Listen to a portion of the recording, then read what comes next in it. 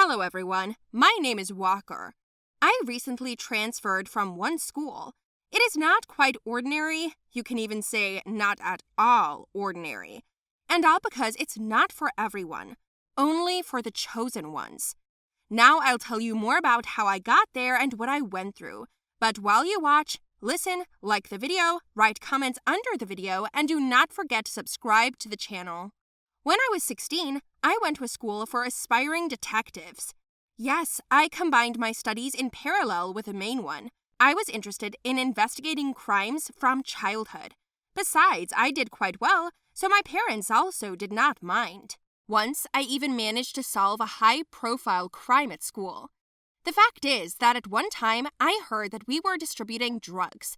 This happens in many schools, but the drug that was distributed among us was not just pampering, it caused real hallucinations, after which students committed suicide. The games with death were too much advertised on the phone radio. The gossip and rumor about the drugs was embellished. The police came to us every day, led by the sheriff himself, but no one could find the dealer.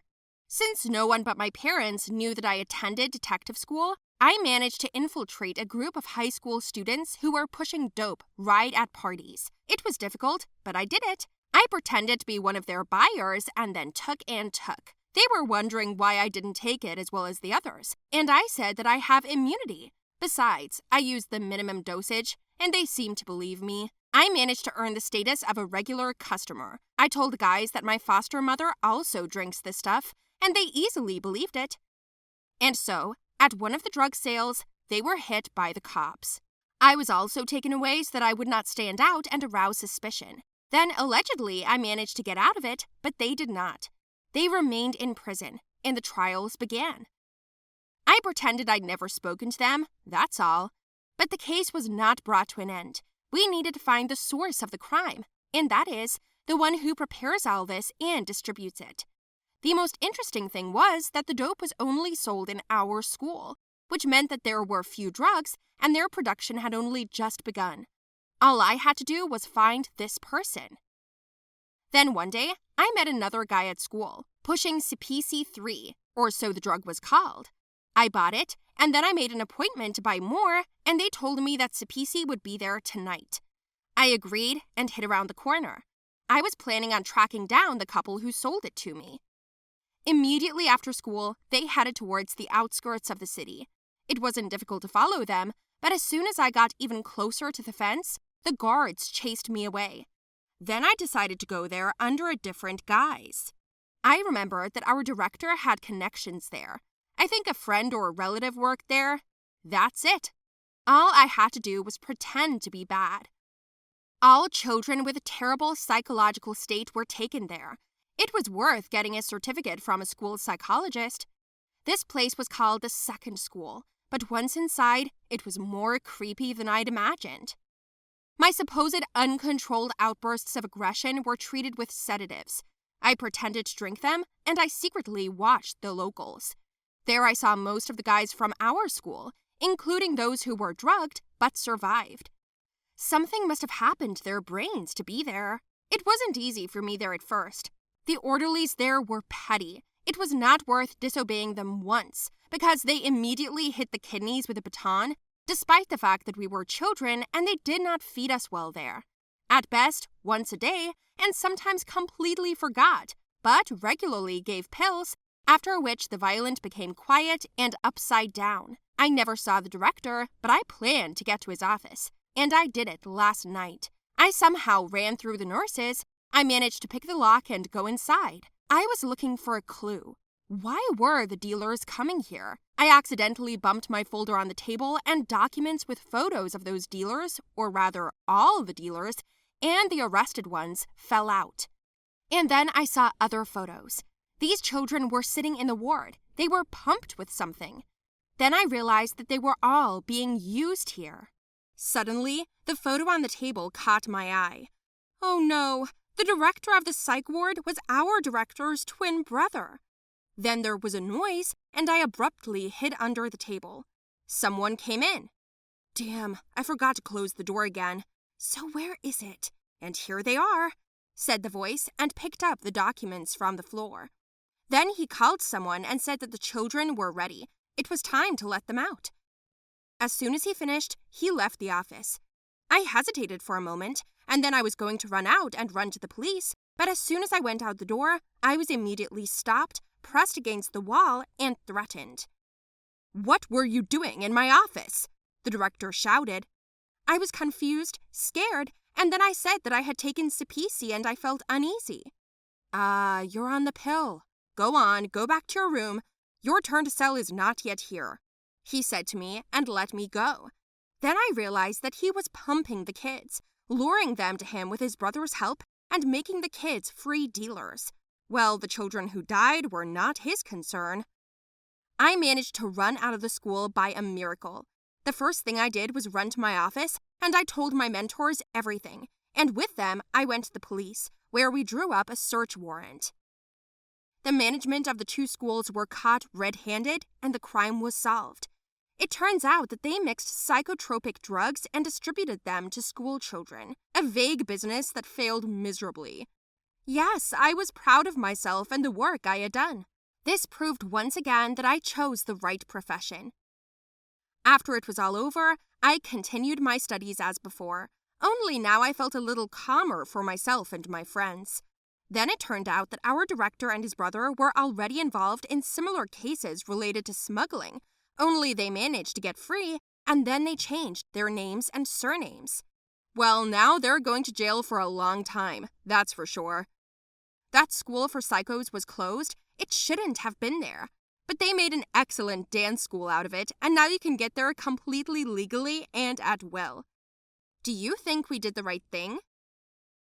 Hey, my name is Anthony Sparrow. Last year I experienced a real horror, just a real nightmare, and it cannot be called otherwise.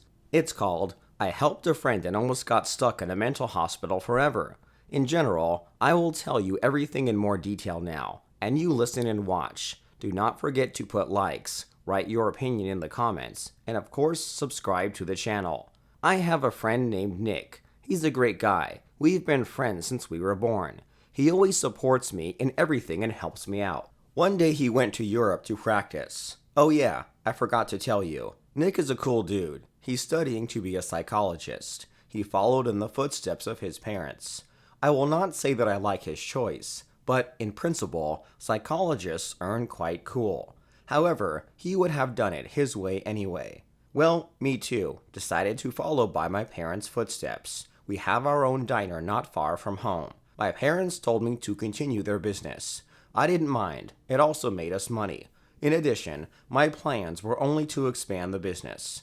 Well, you understand, I didn't go anywhere after school, but stayed here to work. So when Nick went to Europe to pick up European girls, just kidding, to study, as he said, I was left here alone. My life gradually filled with routine. Nothing interesting happened. All day I was in a diner and at the same time looking for a place to open a second branch for my business.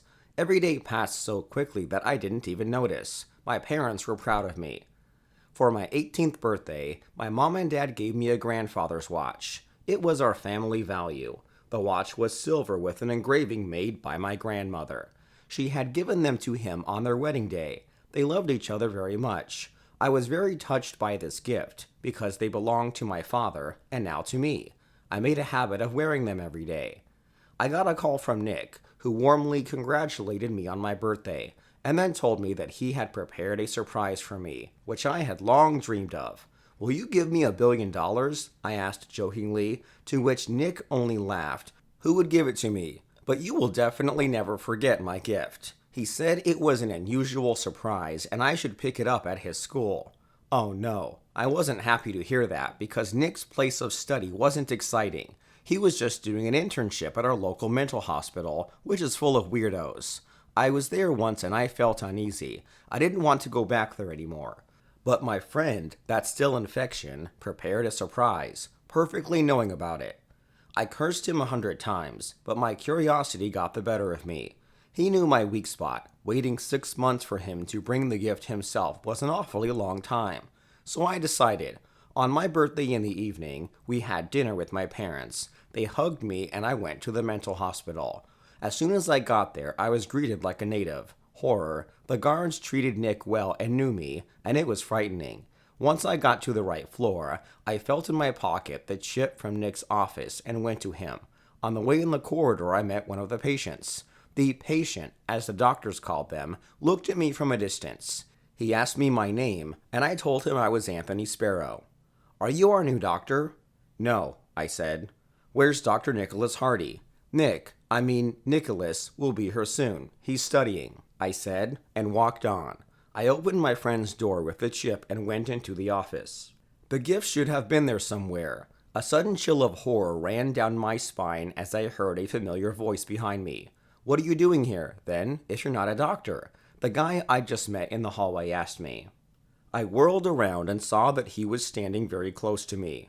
I was afraid. I wanted to think of something quickly to say, but he hit me and I lost consciousness. I woke up only after some time. My head was splitting. I did not know where, and for a long time I could not gather myself. The room was bright, and I could hear other voices. He broke into the office. Yes, it is not clear at all where he got the chip. Our employee noticed it. Yes, said a female voice. When I opened my eyes, I saw that I had no clothes on. I was lying on the bed in hospital clothes, tied to the handrail.